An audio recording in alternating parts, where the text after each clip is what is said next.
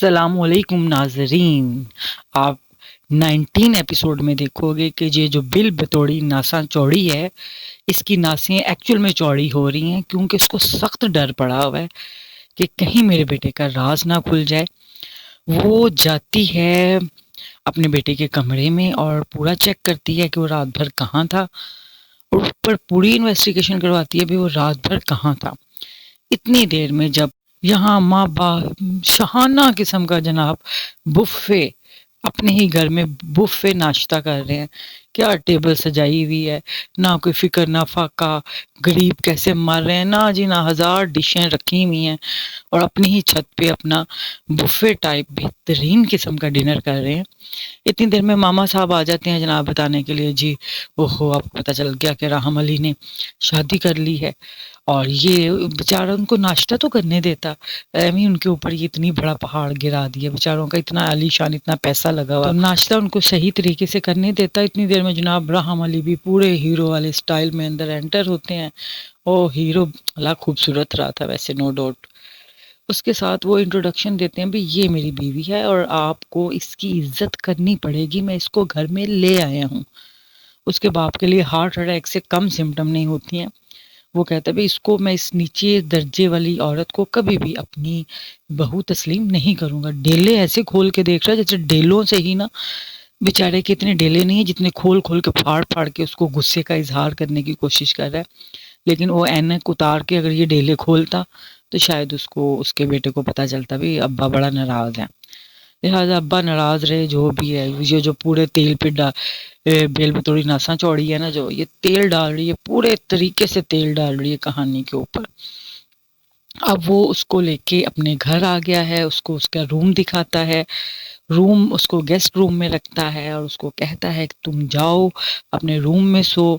जैसे वो सब तमाम घर देखती है तो उसकी मेमोरी हिट करती है, उसे चीज़ें याद आना शुरू होती हैं। लेकिन इतनी ही चुई बकवास है, ऐसी इसको क्या कहूँ मैं, इसकी ऐसी याददाश्त गई है कि उसको वो चीज़ें देख के भी याद नहीं आ रही हैं।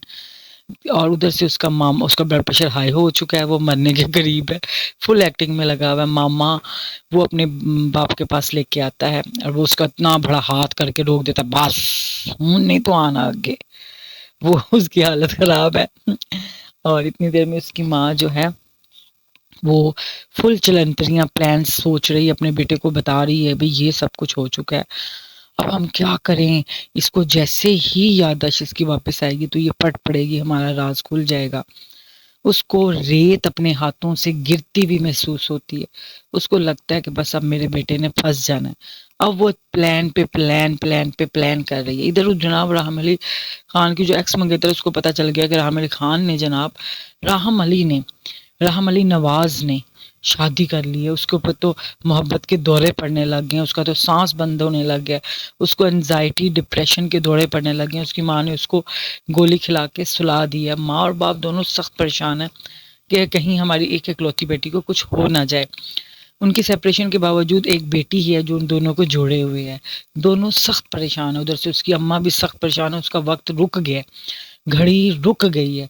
उससे पता नहीं चल रहा कि वो किस तरह घड़ी को पीछे करे और ये सब कुछ जो हुआ है उसको बदल दे।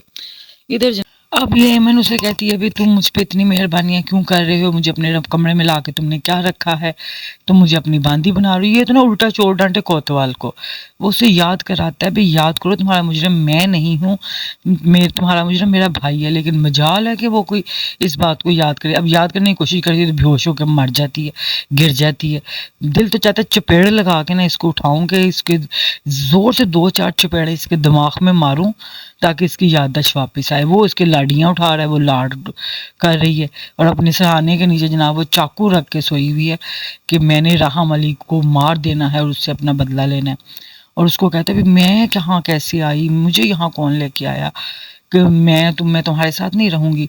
वो ज़्यादा ही कुछ एटीट्यूड दिखा रही है। वो सारी बातें अगर भूल भी जाए तो उसे ये लगता है असल में कि शायद वो मुझे मार देगा। उधर से मामा साहब अब्बे साहब को समझा रहा है, भाई कबूल कर लो कबूल कर लो, क्योंकि राहम अब ये कदम कर चुका है तो उसको कबूल करे बगैर कोई हल नहीं है।